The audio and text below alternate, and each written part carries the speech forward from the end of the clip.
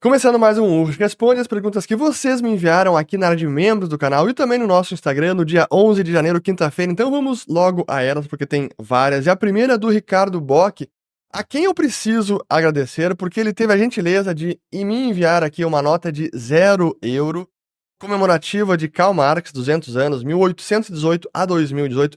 Para quem não sabe, eu faço coleção dessas notas que tem curso legal, são autorizadas pelo Banco Central Europeu. É um souvenir, tem por todos os países da zona do euro, tem várias ilustrações. E eu faço coleção, então quem quiser me enviar mais notas, pode enviar para o endereço da Liberta Investimentos em Porto Alegre. Eu vou ficar muito agradecido. Também preciso agradecer aqui ao Edmar Barcha, que me mandou esta do Marco Polo. Muito bacana, então obrigado, Ricardo Bock e Carlos também. Então aqui a primeira do Ricardo. Estratégia de investimento para um mundo com tendência de desglobalização. Ótima. Eu diria que nada diferente do que a gente já vem comentando sobre investimentos, sobre proteção patrimonial ao longo dos últimos anos, que requer diversificação de moeda, de ativos e de jurisdição. Especialmente para cidadãos que vivem em países que podem estar no meio aí do fogo cruzado da geopolítica. Por exemplo, imaginem um russo que acabou sendo sancionado depois que a Rússia invadiu a Ucrânia, tinha investimento na Suíça, com ligação ou não com o regime do Putin, acabou tendo a sua conta, seus investimentos bloqueados por conta de sanções. Então é preciso se blindar da maior maneira possível e fazendo diversificação não apenas de moeda, como para um brasileiro é importante, um argentino, não ficar exposto 100% à moeda local, mas também em ativos e, por fim, em jurisdição. É parte dos Estados Unidos, é parte conta em alguma BVI, Ilhas Virgens Britânicas ou Ilhas Caimã ou outros países na Ásia, enfim, é fazer alguma diversificação nesse sentido também, para mitigar esses riscos. Dependendo da sua localidade, pode ser maior ou menor. Aí vai de cada um calibrar o grau de diversificação nesses três grandes itens: moeda, ativos e jurisdição. Aqui do Matheus, que é sobre Bitcoin e criptos, eu vou responder essa e várias em sequência desse tema que acabaram chegando. Então vamos lá. Primeiro do Matheus. Vale a pena investir em cripto via bancos tipo Inter? Estou começando agora. Eu diria que não. O ideal é você, se estar no Brasil, primeiro, tem uma conta na Liberta Investimentos, então vou deixar o link aqui embaixo para você falar com os assessores da Liberta, que por meio da XP, da plataforma XP, você acessa a B3 e tem vários ETFs negociados na Bolsa Brasileira. Então, se o objetivo é apenas exposição ao ativo, sem ter a preocupação e a responsabilidade, ou não tem interesse em custodiar por conta própria, essa é uma forma muito fácil. Ou então na Bolsa Americana agora tem 11 ETFs que foram aprovados nessa semana, então tem muitas opções nas bolsas de valores tradicionais, seja no Brasil, seja lá fora. Agora, se você quer dar um passo além e ter esta custódia por conta própria, aí o ideal é aprender como funciona a tecnologia, para saber como manusear, aprender a fazer o backup de segurança numa carteira em hardware, e aí você vai ter não apenas a titularidade, mas também a posse desse ativo digital. E você pode comprar aí por corretoras especializadas no Brasil. Eu, por muito tempo, trabalhei com a Bitso, que é mexicana, que tem operação no Brasil e também tem operação na Argentina. Então, eu diria que essas são formas. Se, para mim, vale a pena investir ainda? Para mim, sim, mas estude. Eu diria que o primeiro passo é estude. Saiba o mínimo sobre os riscos, volatilidade, potencial de upside, potencial de downside, para que você não entre às cegas, que seria a pior forma. O Fernando Moura. Estaria a aprovação dos ETFs de Bitcoin permitindo a impressão de cotas de Bitcoin a esmo? Essa é uma preocupação que muitos da indústria têm, e corretamente, porque eu comentei sobre isso no vídeo, na live, sobre a aprovação do ETF, depois a gente coloca o link aí também. Mas como o ETF está lastreado em Bitcoin, em tese, o emissor, o gestor do ETF, por exemplo, a BlackRock, tem lá o ETF dela, que é o IBIT, IBIT, o iShares, ela recebe dinheiro dos clientes e ela precisa comprar os Bitcoins. Mas de repente ela decide ludibriar aí os seus investidores cotistas e apenas recebe dinheiro, mas não está comprando Bitcoin. Então ela estaria descasada. Tem tantas cotas emitidas, mas não tem 100% de lastro em Bitcoin. Esse risco existe? Existe. Como pode existir mais ainda com o GLD, que é o ETF de ouro. Mas por que eu digo que com o Bitcoin isso é um risco que pode ser mitigado e pela pressão da comunidade, dos investidores, do mercado em geral, a gente consegue ter um nível de transparência e, portanto, vigilância sobre esse risco muito maior. Porque é um ativo digital, todos os custodiantes estão listados nos ETFs, é a Coinbase que vai custodiar, é a BitGo, é a Gemini, é principalmente a Coinbase, ou custódia própria, como é o caso da Fidelity, e essas custódias, elas podem ser disponibilizadas para verificação. Então, o ETF da BlackRock está usando a Coinbase, ela poderia disponibilizar as carteiras para que os seus investidores verificassem se há o devido lastro em BTC. Então, há uma possibilidade maior de vigilância para que este risco fique ao mínimo possível. Então, eu diria que é essa a resposta. Mais uma aqui sobre isso, Vitor Bruno. Estou querendo começar a comprar Bitcoin, mas não sei nada de investimento. Acho que é investimento. Por onde começar? Bom, primeiro eu diria saber ao mínimo sobre investimento. Aqui no canal nós temos muitos conteúdos sobre o assunto Bitcoin, sobre investimento em geral. Depois eu diria, procure um assessoramento, se você não sabe nada, para não sair fazendo besteira com o seu patrimônio. Novamente, Liberta Investimentos, link na descrição do vídeo. Mas faça o mínimo de estudo, não invista em nada sem conhecimento, porque você pode estar se arriscando e perdendo dinheiro do seu trabalho suado e economizado de anos ou décadas, e não é bacana perder isso. Ainda dá tempo de comprar o Bitcoin aqui do Marcos ou do Bruno, sou leigo no BTC, agora é hora de investir. Assim, eu fico relutante a responder essas perguntas, porque implicitamente tá um desejo e um medo de perder o bonde. É o FOMO, Fear of Missing Out. Pô, agora, será que se eu não investir agora, eu vou perder o bonde? E quando vem com essa preocupação, ou esse viés, a probabilidade de fazer besteira com o dinheiro e comprar só porque outros estão comprando, porque tá subindo, seja com Bitcoin ou outro ativo, é maior. Então eu diria, tenha cuidado, estude antes, tem muita informação na internet, tem informação nesse canal, então se informe o máximo possível. Mas sim, dá tempo, o Bitcoin ainda tem muito potencial, mas tem volatilidade. Hoje mesmo, estou gravando aqui na sexta-feira, 4h20 da tarde, o Bitcoin está caindo 6% nas últimas 24 horas. Por quê? Correção de mercado, agora que o ETF foi finalmente aprovado, o mercado já tinha antecipado e precificou a aprovação, agora está caindo. Enfim, tem volatilidade, então se informe, seria o ideal. Aqui do Pedro Melo, você acha que os NFTs ainda podem ter um futuro, de preferência sustentável? Sem dúvida alguma que podem ter um futuro. Para mim, NFT, um ativo puramente digital, seja algo relacionado a um jogo, a games ou a outros artefatos que são puramente digitais, uma música, algo que pode ser escasso por meios digitais, sim, o NFT pode ajudar e muito a ampliar esse uso, essa aplicação da tecnologia. Agora, se é algo que vai deixar alguém rico em multiplicação de capital, eu não tenho a menor ideia e o risco é muito maior. Mas para mim, sim, os NFTs ainda têm um grande uso. Aqui do Bornia, a aprovação dos ETFs de Bitcoin impactam de alguma forma outras criptomoedas como o Ether? Claro, sempre impacta, e isso é comum acontecer, e já impactou. Sempre que há um rally no Bitcoin, cedo ou tarde vem um rally das demais criptos, e com isso o mercado todo cresce. Mas quando vem a correção, também acontece o mesmo. Então, normalmente o rally não acontece ao mesmo tempo. O Bitcoin tem um rally primeiro e depois as altcoins, as demais criptos acabam subindo. Historicamente, assim que funcionou. Alguns já especulam a possibilidade de um ETF de Ether ser aprovado. Acho que o buraco é mais embaixo, porque as características do Bitcoin como um ativo realmente digital e uma commodity está bem claro. Tanto a CFTC, que é a Commodity and Futures Trading Commission, a Comissão de Mercadorias e Futuros dos Estados Unidos, já reconhece o Bitcoin como uma commodity há muito tempo, assim como a SEC. No caso do Ether, a questão é um pouco mais nebulosa. E a própria SEC, alguns diretores, o próprio Jay Clayton, que era o chairman da SEC anterior ao Gary Gensler, que é o atual, ele nunca deixou tão claro que o Ether era inegavelmente uma commodity e não um valor imobiliário. Aquele famoso teste de Howey, o Howey Test, que é um marco analítico para determinar se algo é ou não valor mobiliário. Quando se aplica ao Ether, ele pode ser considerado um valor mobiliário, ou já foi no passado. Então, Para mim, o Ether não está tão claro isso.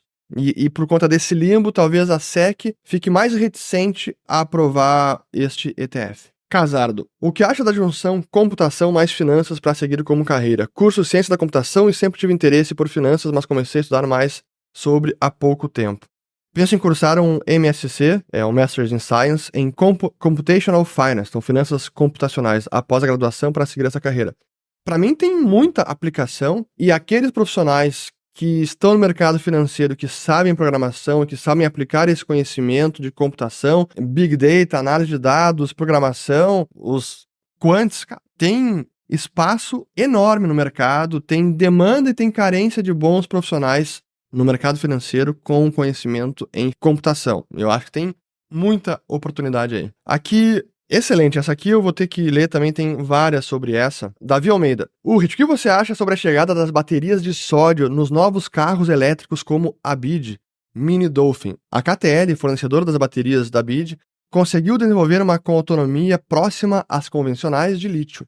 Ando acompanhando notícias sobre e penso que terá impacto positivo no Brasil. O que pensa sobre o futuro dos carros elétricos com essa tecnologia? Excelente pergunta, e eu quero falar mais sobre o assunto. Tem outras aqui sobre carros elétricos, até porque eu fiz um tweet recente sobre uma notícia importantíssima de carros elétricos, e esse é um daqueles temas que tem muitas paixões, gera polêmica, torcida contra, torcida a favor, e eu, honestamente, eu não tenho torcida nenhuma nesse caso. Eu me divirto quando o pessoal leva quase no lado, assim, como uma ofensa pessoal, falar mal do elétrico ou bem do elétrico, mas enfim. Eu não sou especialista, mas o meu grande amigo Murilo Freiberger, da Dahlia Capital, é especialista. Eu perguntei para ele sobre isso, já vou ler a resposta dele sobre baterias de sódio, mas eu queria antes mostrar esta notícia, que foi justamente no dia 11, sobre a gigante de aluguel de carros americana, a Hertz, que está desovando os veículos elétricos, incluindo o Tesla, e que vai trocar por veículos movidos a combustão interna. E são cerca de 20 mil carros da sua frota que eles vão vender agora nos próximos meses, e já iniciou em dezembro. E quais são as justificativas? Primeiro, aqui eles falaram o seguinte, até coloquei isto aqui, despesas maiores relacionadas a colisões e danos motivaram a decisão, além também de que eles citaram a fraca demanda pelos clientes dos carros elétricos e que no último trimestre, agora do ano passado, eles vão ter que reconhecer um incremento de depreciação na ordem de 245 milhões de dólares, sendo que no terceiro trimestre o lucro da Hertz foi de 629 milhões. Então não é pouca coisa, realmente é uma depreciação considerável.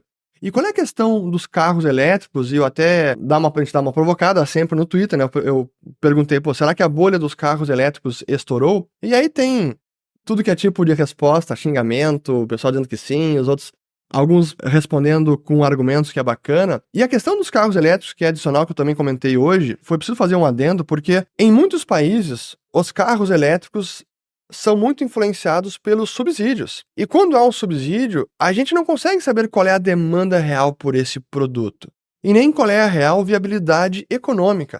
Só que os subsídios não serão eternos. Em algum momento eles vão acabar, o dinheiro acaba, isso impacta fiscalmente os países. E em algum momento isso pode acabar. E é aí que a gente vai saber qual é a real demanda pelos elétricos. E quem já tem elétrico ou até mesmo híbrido, mas eu entendo que esse problema é menor com um híbrido, viu que no mercado secundário, o mercado de usados, o elétrico tem se depreciado muito mais. Então se deprecia mais rápido. E aí isso tem que ser levado em conta para quem compra um elétrico.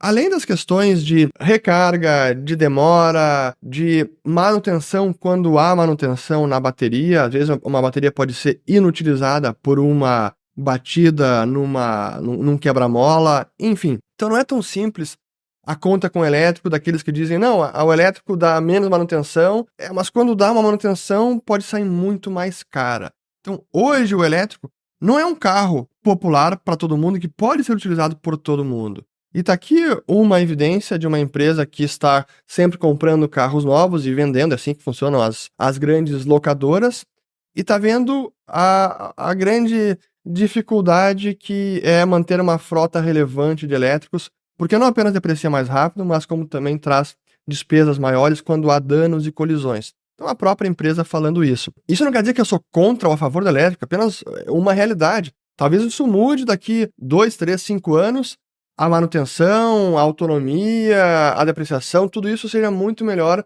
do que hoje é. Mas a situação atual não é tão simples e a conta muitas vezes é mal feita por quem diz que hoje o elétrico é superior. Façam a conta no detalhe para ter certeza disso. Mas sobre as baterias a sódio, essa foi a resposta que o Murilo me deu. Olha só. Vixe, esse assunto é quase pior que religião. Eu nem me meto muito a dar opinião, mas o resumão é o seguinte. Lítio, até hoje, é a tecnologia comercialmente viável com maior densidade de bateria. Ou seja, com história de maior de energia por área ou por peso. Logo, se você está falando de algo portátil, móvel, que precisa ser leve, tipo celular, laptop ou carro, é a bateria para ir. Go-to-tech, é a tecnologia que as empresas estão escolhendo. Mas ela tem vários problemas. É cara, difícil de fazer, depende de materiais mais escassos, tem uma autonomia de temperatura ideal para operar, ou um range, que é uma variação, uma banda de temperatura que ela precisa operar. Não pode ser muito frio, não pode ser muito quente. Por isso, o mundo está sempre correndo atrás de uma alternativa. Hoje, a alternativa mais usada para veículos elétricos, fora lítio, é a famosa LFP, que é fosfato de ferro. A BYD usa ela em vários carros. A Tesla usa nos mais mulambentos. Ela é mais barata, mais simples, mais fácil de fazer, mas é uns 30% menos densa. Logo, pesa mais e tem autonomia menor. Ou seja, em termos de performance, é pior. Só é mais barata. Então, se você não precisa ir longe, serve. Bateria de sódio está em estágio de desenvolvimento e seria o substituto da LFP. Por quê? Pois ela ainda é menos densa do que a de lítio, tipo uns 20%. Mas seria feita de um material muito mais barato, abundante, fácil de manusear, que opera em qualquer temperatura, é mais amigável ambientalmente para fazer. Enfim, pode ser que seja o caminho, mas tecnicamente falando, hoje ainda não seria a melhor no sentido de desempenho, não custo, do que a de lítio. E, só adicionando, dito isso, esse assunto é maluco. Os engenheiros da Tesla te juram que tem zero chance de algo substituir o lítio em 5, 10 anos como de melhor desempenho. A WEG acha a mesma coisa, mas acha que para veículo maior, mais pesado, LFP faz mais sentido e que sódio tem potencial nesses nichos. A Toyota acha que nenhuma dessas é top. Eles acham que lítio de solid state, estado sólido, é o caminho. E se você falar para qualquer um deles que o engenheiro da outra companhia não concorda com ele, aí já é 2 horas de discussão técnica que eu não tenho condição alguma de acompanhar. Enfim, então essa é a resposta aqui do Murilo, da Dahlia Capital, que está acompanhando sempre de perto e cobrindo esse mercado e conhece muito sobre carros elétricos, baterias, então não é tão simples, mas está aqui, não a minha opinião, mas a opinião de alguém que conhece desse setor sobre baterias de sódio, se seriam o futuro ou não. Aqui tem mais uma pergunta sobre o assunto do Jonatas. Como posso me expor ao mercado de lítio? E se essa tese ainda vale mesmo com todo o hype do momento no assunto? Bom, já dei aqui uma ótima resposta sobre isso, mas no caso de lítio, primeiro, eu não invisto, mas existe o ETF, que é de lítio e de baterias, que é o LIT, LIT. Então tem o Global Lithium and Battery Tech ETF. Então essa é uma alternativa, eu não invisto, mas se quiser investigar melhor, aqui está uma opção. Aqui do Igor, a ausência de menções a ESG é uma mudança tangível ou só o termo mesmo sendo evitado? Ótima pergunta, e ela tem a ver com uma postagem que eu fiz no Twitter, e até coloquei um gráfico aqui com o número de companhias do SP500 citando ESG nas conferências trimestrais de resultados. Então caiu bastante lá do pico que foi 21 e 22 e agora está voltando para níveis anteriores.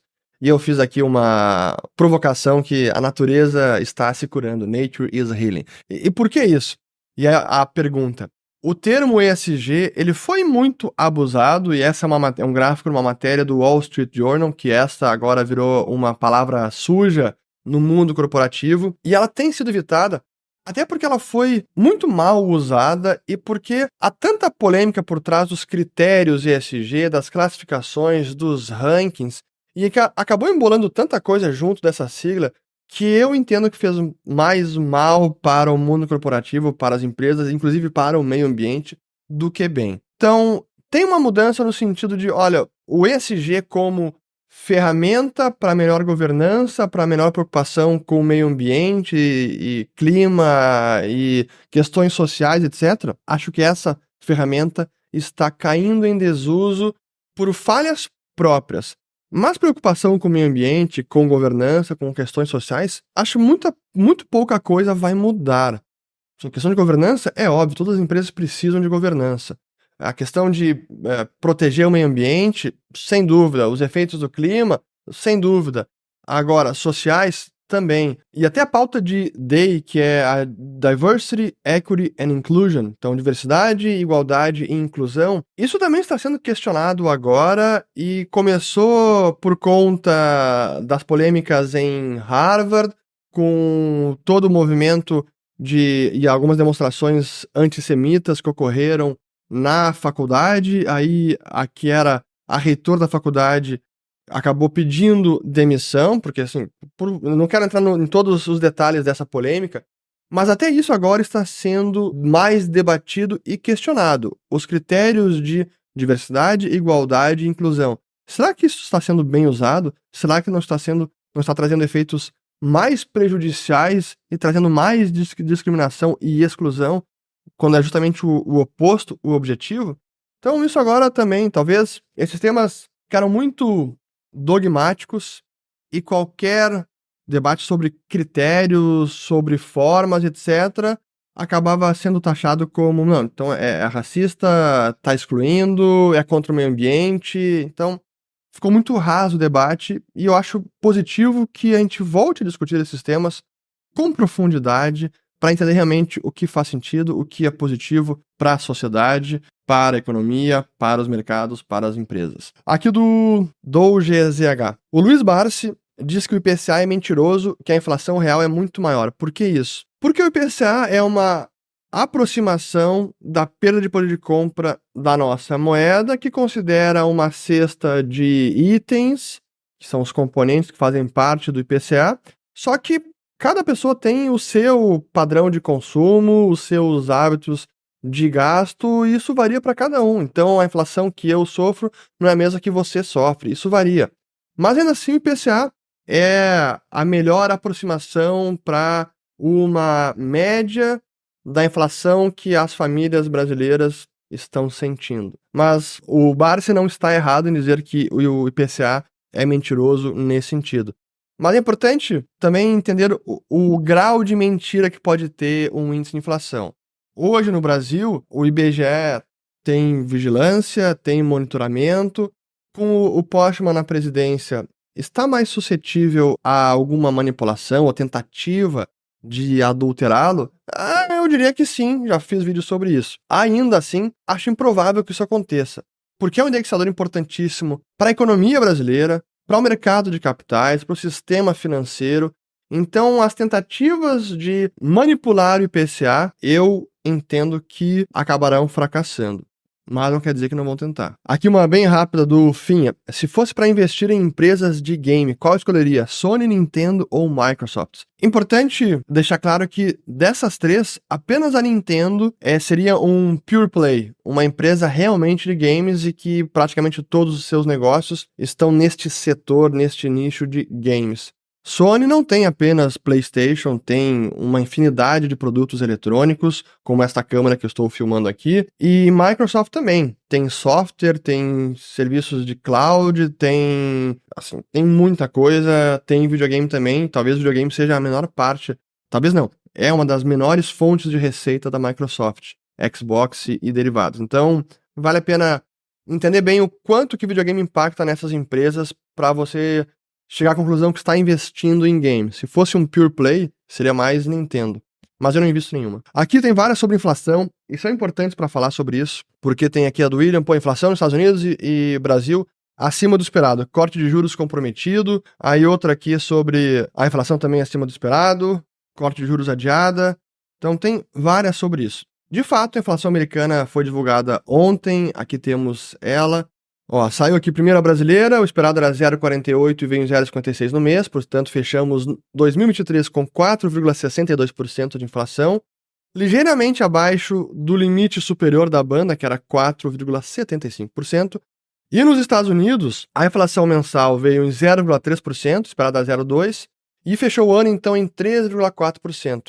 E o núcleo veio em linha com o esperado, mas levemente acima, e acabou fechando o ano em 3,9%. É um problema para o Fed, para essa leitura de inflação, para adiar juros? Eu diria que ainda não. Precisaria uma leitura muito mais fora do esperado para preocupar o Fed a ponto de já revisar as projeções de cortes que eles fizeram na última reunião. Dito isso, a questão geopolítica, que eu fiz um vídeo sobre o assunto, recomendo que vocês assistam, vamos colocar ele aqui. A questão geopolítica, ela está esquentando. O que antes era uma tensão maior no Mar Vermelho, ataques do grupo rebelde, os Houthis do Iêmen, agora já virou um confronto praticamente aberto com forças navais e aéreas americanas e britânicas atingindo alvos no Iêmen.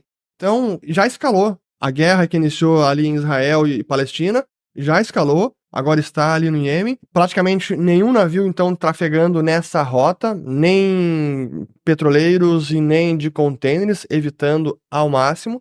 Isso vai trazer um ônus maior, vai disparar preço de frete, já aumentou o preço de petróleo, pode disparar mais. Então, nesse exato instante, as tensões escalarem, o risco geopolítico é maior. E isso pode respingar e deve respingar na inflação. Portanto, a geopolítica pode frustrar cortes maiores na taxa de juros nesse ano. Esse é um ponto para ficar bem atento, porque, como a gente vinha alertando, os choques monetários, por impressão de dinheiro do Fed e do fiscal, eles ficaram para trás. Aquele grande surto de expansão monetária de 2021 e 22. Isso ficou para trás. Agora são os riscos mais imprevisíveis da geopolítica, desglobalização, China, que estão impactando e vão começar a impactar agora nos próximos meses. Então, esse é o grande problema da situação mundial atual. Essa aqui do Juliano Carvalho. Como liberal, qual a sua visão da política de fronteiras semi-abertas como a Europa? Eu diria que é uma política suicida para os países, porque é uma política que, junto com o estado de bem-estar social, ela está trazendo efeitos para a sociedade, para a economia, efeitos fiscais para os países, especialmente da Europa Ocidental e nórdicos, muito, muito nocivos. Porque muitos dos imigrantes ou refugiados acabam sendo atraídos para esses países porque tem vários benefícios do governo, mesmo recém-chegados, e isso atrai muitas vezes gente que é pouco qualificada, que não está interessada em trabalhar e produzir. Não é aquele imigrante que vem para agregar para a nação, para a sociedade, produzindo, trazendo mais, até mesmo gerando emprego e renda para a população. Então, quando se junta fronteiras abertas com um estado de bem-estar social quase indiscriminado, aí é uma receita do fracasso. E muitos países estão sentindo esses problemas. É França, é Suécia, Alemanha também, e acaba gerando um caldeirão e gerando uma tensão social enorme. Bom, quem já viajou para esses países certamente já viu que em muitas cidades, as metrópoles acabam criando verdadeiros guetos das comunidades, dessas que são imigrantes, que estão se aproveitando de benefícios sociais e que nem se integram ao país, à cultura, não falam a língua, acaba trazendo realmente muito problema social, econômico, instabilidade política. Então, fronteira aberta com estado de bem-estar social é problemático. Agora, várias pessoais eu vou falar aqui, então, são de carreiras, opiniões, etc. Como, por exemplo, aqui do Maluf, qual foi o melhor livro que você leu em 2023? Eu diria que são os dois do Václav Smil e o terceiro que eu não terminei ainda. O primeiro deles é o Energy, ou Energia, Beginner's Guide, então Guia do Iniciante, e o outro sobre transições energéticas, Energy Transitions, Global and National Perspectives, então perspectivas globais e nacionais. Bem interessante. E o outro que eu estou lendo, que é um pouco mais denso e longo, que é o Energia e Civilização, uma História. Esse eu não acabei, acho que eu já passei da metade. Eu acabo lendo muitos livros ao mesmo tempo. Mas enfim, então eu diria que são esses os melhores livros que eu li em 2023. Do Gilmar aqui. Qual o maior aprendizado após deixar de ser um CLT e que se voltasse a ser aplicaria? Eu tentaria não ser CLT e o maior aprendizado é que o governo nos rouba todo santo dia com o FGTS não apenas porque obriga o patrão a pagar o FGTS, porque o dinheiro também fica bloqueado, rendendo abaixo da inflação, e salvo em pouquíssimos casos você não consegue nem acessar um dinheiro que é seu. Isso é uma bizarrice. Aqui mais perguntas. Marcelo Miranda. Qual o seu lado otimista para o futuro? Quais pontos positivos enxerga? Eu sou otimista com tudo aquilo que o mercado é livre para solucionar, para oferecer no ambiente de ampla concorrência e com pouca ou nenhuma barreira de entrada. E que é nesse ambiente que surgem inovações, invenções que ninguém imaginava e que trazem um aumento no padrão, na qualidade de vida das pessoas e traz mais prosperidade e paz e cooperação social. Mas muitos setores são inviabilizados ou são restringidos, obstaculizados pelo governo. Então, quando eu falo de governo e políticas públicas, eu não tenho muita expectativa. Então, eu prefiro alinhar a expectativa, sei que vai sair do governo, seja Brasília ou lá fora, Washington, enfim, tende a ser ruim, eu me adapto a isso e tento enxergar tudo que o mercado livre e a inovação tecnológica pode nos prover para melhorar as nossas vidas. Então, eu sou um cara, nesse sentido, eu sou otimista.